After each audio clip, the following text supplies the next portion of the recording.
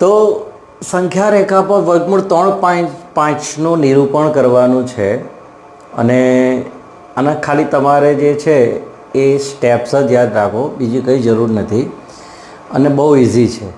જો આ માપ નાનું થતું જાય તો આપણે પ્રમાણ માપ લેવું પડે.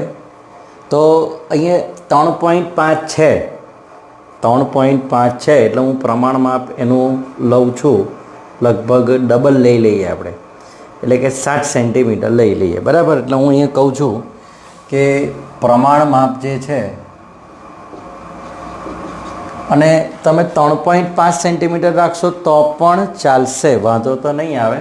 એટલે પ્રમાણ માપ જે છે આપણે એક જ લઈએ. ચાલો, તો 1 સેન્ટીમીટર બરાબર 1 એકમ. ચાલો, તો 1 એકમ લે છે એટલે કોઈ ઝંઝટ નહીં રહેશે. તો 3.5ને મારે સંખ્યા રેખા પર દર્શાવવા છે. તો સૌપ્રથમ તમારે ફૂટપટ્ટી લઈને, બરાબર, ફૂટપટ્ટી લઈને 3.5 સેન્ટીમીટર તમે માપી લો. ફૂટપટ્ટી લઈને તમે 3.5 સેન્ટીમીટર માપી લો. આ 3.5 અને એને નામ આપી દો AB. શું નામ આપી દેવાનું છે? AB. એટલે પહેલું તો મેં 3.5 ફૂટપટ્ટીથી માપી લીધું, બરાબર છે. હવે શું કરવાનું? તેમાં તમારે 1 એકમ ઉમેરવાનું. હવે હું એકમ બોલું છું એટલે આ જે માપ છે મારું 3.5 એકમ છે, કારણ કે 1 સેન્ટીમીટર બરાબર 1 એકમ છે. એટલે આ 3.5 સેન્ટીમીટર છે એટલે એમાં હું 1 એકમ ઉમેરું એટલે 1 સેન્ટીમીટર જ અંદર ઉમેરું છું. અહીંથી 1 સેન્ટીમીટરનો અંદર ઉમેરો કરું છું, બરાબર. ને આ ઉમેરો કર્યા પછી મને બિંદુ મળશે શું? C. જોજો, બરાબર. એટલે આ છે બિંદુ B, AB 3.5, પછી એમાં મારે ઉમેરવાનું છે 1 એકમ, એટલે કે મને મળશે બિંદુ C.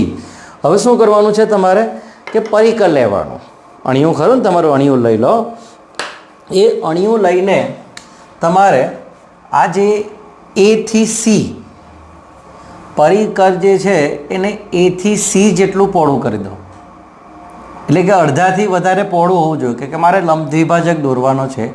તો A થી C જેટલું પહોળું કરી ને એક ચાપ મારવાનો છે ઉપર, એક ચાપ મારવાનો છે નીચે, બરાબર છે. આ જે છે A થી C જેટલું પહોળું કરશો એટલે આવું વર્તુળ બને, એક ચાપ ઉપર એક ચાપ નીચે. એવી રીતે C ઉપરથી જો હું આ ચાપને ચેંકું તો કંઈક આવી રીતે મને મળશે, બરાબર. આવી રીતના ચેંકાશે. હવે આ ફૂટપટ્ટીથી જો હું આને જોઈન્ટ કરું, આમ સપોઝ કે આ ચાપ અહીંયા આવશે, હું આને જોઈન્ટ કરું તો કંઈક મને આવો લંબ દ્વિભાજક મળશે, બરાબર. આવો કંઈક મને શું મળશે? લંબ દ્વિભાજક. આ લંબ દ્વિભાજક એટલે આ જગ્યાએ મને એક્ઝેક્ટલી મિડલ પોઈન્ટ મળ્યું. શું મળ્યું? મિડલ પોઈન્ટ, એક્ઝેક્ટલી મિડલ, ACનું મધ્ય બિંદુ મળ્યું. હવે શું કરીશ કે હું પરિકર આ જે મિડલ પોઈન્ટ છે નામ આપી દઉં છું. સપોઝ ધારો કે M. મેં નામ શું આપી દીધું છે અહીંયા? M. તો હવે M ઉપર પરિકર મૂકીને એક અર્ધ વર્તુળ બનાવીશ. આવી રીતના M ઉપર પરિકર મૂકીને એક અર્ધ વર્તુળ બનાવીશ. એ C ઉપર ભેગો થશે. જોયું? હું કર્યું પહેલું તો 3.5, પછી 1 સેન્ટીમીટર, પછી એનું લંબ દ્વિભાજક રચ્યો, પરિકરને A અને C ઉપર મૂકીને ઉપર નીચે ચાપ માર્યા એટલે મને એક્ઝેક્ટલી વચ્ચે જે છે આ લંબ દ્વિભાજક મળ્યો, એટલે મને આ વચ્ચેનું બિંદુ મળ્યું M ઉપર પરિકર મૂકીને મેં અર્ધ વર્તુળ બનાવ્યું. મેં શું બનાવ્યું? એક અર્ધ વર્તુળ બનાવ્યું. હવે આ અર્ધ વર્તુળ જ્યાં બનાવ્યું, હવે શું કરવાનું છે આપણે?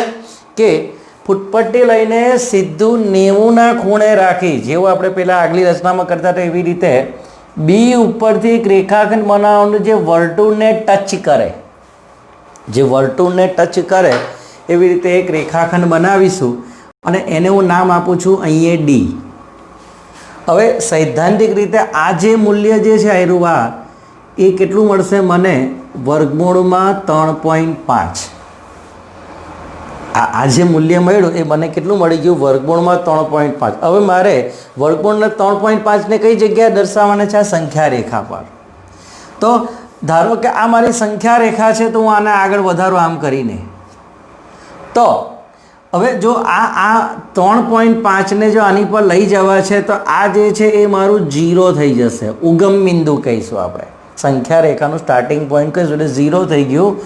હું B ઉપર પરિકર મૂકું, B ઉપર બીડી જેટલું પહોળું કરીને ચાપ મારીશ, બીડી જેટલું પહોળું કરીને ચાપ મારીશ, નજીકમાં જ આવશે, ચાપ મારીશ એટલે અહીંયા ગાડી મને આની પર મળશે બિંદુ ડી.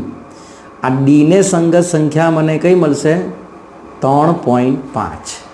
આ ડીને સંગત સંખ્યા મને મળશે 3.5. આ સંખ્યા રેખા પર √3.5નું શું થઈ ગયું? નિરૂપણ થઈ ગયું. તો હવે મારે આના મુદ્દા લખવાના છે, રચનાના મુદ્દા. તો નંબર 1, પહેલું તો મેં એ બી કેટલા લીધા? 3.5 એકમ. એટલે એ બી બરાબર 3.5 એકમ થાય તેવો રેખાખંડ રચો. એ બી બરાબર 3.5 સેન્ટીમીટર થાય એવો એક રેખાખંડ રચો. એકમ અને સેન્ટીમીટર એક જ છે. ત્યાર પછી શું કરવાનું છે મારે આગળ? કે આ જે કિરણ એ બી છે, તો આ કિરણ એ બી પર બીસી બરાબર 1 એકમ થાય તેવું બિંદુ સી રચો. આ બીસી બરાબર આપણું કેટલું છે? 1 એકમ થાય એવું બિંદુ સી રચો. હવે શું કર્યું આપણે? આ એસી અર્ધવર્તુળ બનાવ્યું. એના અર્ધવર્તુળ બનાવવા માટે મેં શું કર્યું? લંબ દ્વિભાજક રચ્યો. એટલે કે નંબર 3, એસીનો લંબ દ્વિભાજક રચો અને એસીનું મધ્ય બિંદુ એમ મેળવો. એટલે કે મેં મધ્ય બિંદુ કયું મેળવી લીધું? એમ. એસીનો લંબ દ્વિભાજક રચ્યો અને તેનું મધ્ય બિંદુ એમ મેં મેળવી લીધું. હવે મારે પરિકરને કઈ મૂકવાનું? એમ પર. એટલે કે મેં અર્ધવર્તુળ બનાવ્યું, તો લખીશું અર્ધવર્તુળ એસી રચો.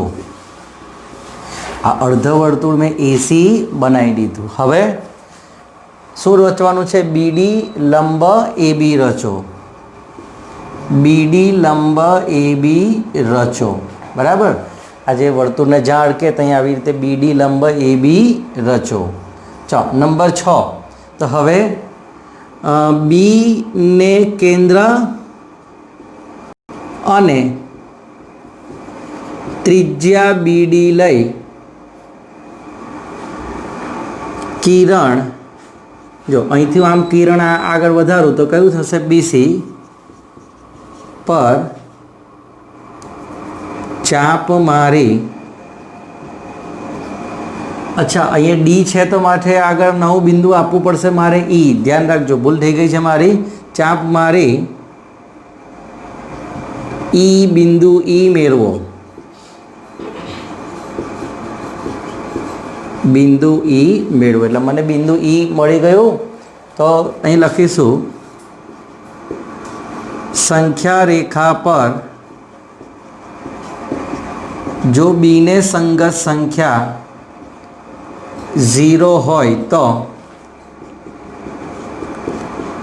ઈને સંગત સંખ્યા વર્ગમૂળ 3.5 મળે છે. આ થઈ ગઈ તમારી વર્ગમૂળ 3.5ની રચના. વર્ગમૂળ 9.5ની રચના મેળવીએ છીએ. ચાલો, હા. તો વર્ગમૂળ 9.3 તમારે કંઈ ચોપડીમાં 9.3 જ છે મારા ખ્યાલથી, તો પણ એક વખત જોઈ લઉં છું. 9.3 9.3ને સંખ્યા રેખા પર મેળવો. તો આપણે પ્રમાણ માપ તો કેટલું લીધું છે? 1 સેન્ટીમીટર બરાબર 1 એકમ. એટલે પહેલું મારું કામ શું કરવાનું છે કે મારે રેખાખંડ એ બી રચવાનો છે. અને આ એ બી જે છે એ કેટલો હોવો જોઈએ? 9.3 એકમ હોવો જોઈએ. જે માપ છે એ બેઠું મેં લઈ લીધું. બરાબર છે? અહીંયા એના પછીનું સ્ટેપ શું આવશે? આપણે 1 એકમ આગળ વધવાનું. 1 એકમ આગળ વધવાનું એટલે મને મળશે અહીંયા સી. 1 એકમ અહીંથી આપણે આગળ વધ્યા એટલે મને મળ્યું સી. હવે એસીનો શું રચવાનો છે? લંબ દ્વિભાજક. હવે જોજો અહીંયા શું થશે કે તમારું પરિકર જે છે ને એ બહુ લાંબુ થઈ જશે. એમ કે તમે અહીંથી એથી સી સુધી જશો ઉપર નીચે ચાપ વધી જશે. એટલે તમારે શું કરવાનું કે પરિકરને એ પર મૂકીને લગભગ આ અડધું હોય ને એનાથી થોડુંક વધારે પહોળું કરો. હું એવું નથી કહું કે બી સુધી જાઉં, એથી અડધાથી થોડુંક વધારે પહોળું કરો અને એક ચાપ ઉપર મારો, એક ચાપ નીચે મારો, બરાબર, એક ચાપ નીચે મારો. એવી રીતે સી ઉપરથી જાઓ અને ચેકશો તમે તો લગભગ આવી રીતના તમને અહીંયા મિડલ પોઈન્ટ મળવું જોઈએ, બરાબર છે. એટલે આવી રીતના કંઈક મિડલ પોઈન્ટ મળશે અને તમે જોઈન કરો આવી રીતે. તો આ થઈ ગયો તમારો લંબ દ્વિભાજક. આ શું થઈ ગયો તમારો લંબ દ્વિભાજક. આ જે લંબ દ્વિભાજક છે એને આપણે નામ આપી દઈએ એમ. હવે શું કરવાનું છે, લંબ દ્વિભાજક મળ્યા પછી એમ પર પરિકર મૂકવાનું, એ જેટલું પહોળું કરવાનું અને શું રચવાનું છે, અર્ધવર્તુળ રચવાનું. શું છે મારે, આવું એક અર્ધવર્તુળ રચવાનું છે. અર્ધવર્તુળ રચાઈ ગયા પછી મારે સીધું 90ના ખૂણે મૂકી ફૂટપટ્ટી અહીંથી મારે જવાનું છે ઉપર, જ્યાં વર્તુળને જ્યાં ટચ થાય, વાંકી નહીં, સીધી રાખજો. 90નો ખૂણો, આ 90નો ખૂણો હોવો જરૂરી છે. એટલે અહીંયા મળશે મને બિંદુ કયું, ડી. આ જે ડી જે છે બીડી એ કેટલું છે, વર્ગમૂળમાં 9.3. તો હવે શું કરવાનું છે મારે, પરિકરને કઈ મૂકવાનું છે, બી ઉપર, બીડી જેટલું પહોળું કરવાનું છે, આટલું આમ પહોળું કરવાનું છે અને આ ચાપને મારે અહીં નીચે ઉતારવાનું છે, આમ નીચે ઉતારવાનું. એટલે આ જે જઈ છેડશે ત્યાં આપણે નામ આપીશું ઈ, અને આ ઈને સંગત સંખ્યા કઈ આવશે, વર્ગમૂળમાં 9.3. તો આ જે જઈથી મેં પરિકર મૂક્યું ને આ જગ્યાએ મારું 0 હોવું જોઈએ. એટલે આ સંખ્યા રેખા આપણી બીથી સ્ટાર્ટ થાય છે અને અહીંયા સી એક એકમ છે અને આનું ઈ જે છે એ વર્ગમૂળમાં 9.3 એકમ છે. મુદ્દાની આપણે વાત કરીએ તો જે પહેલા મુદ્દા છે એ સેમ ટુ સેમ ચાલશે કે જો એ બી જે પહેલાં મારે કેટલા લેવાના છે, 9.3. પછી બી આ તો બરાબર જ છે. એના પછી આવશે ત્રીજો મુદ્દો કે એસીનો લંબ દ્વિભાજક રચો, મધ્યબિંદુ આવશે, અર્ધવર્તુળ રચો, લંબ રચો, બધા મુદ્દા સેમ ટુ સેમ રહેશે. અને અહીંયા ખાલી આવશે તમારે વર્ગમૂળમાં 9.3. તો આ થઈ ગઈ તમારી સંખ્યા રેખા પર વર્ગમૂળનું નિરૂપણ.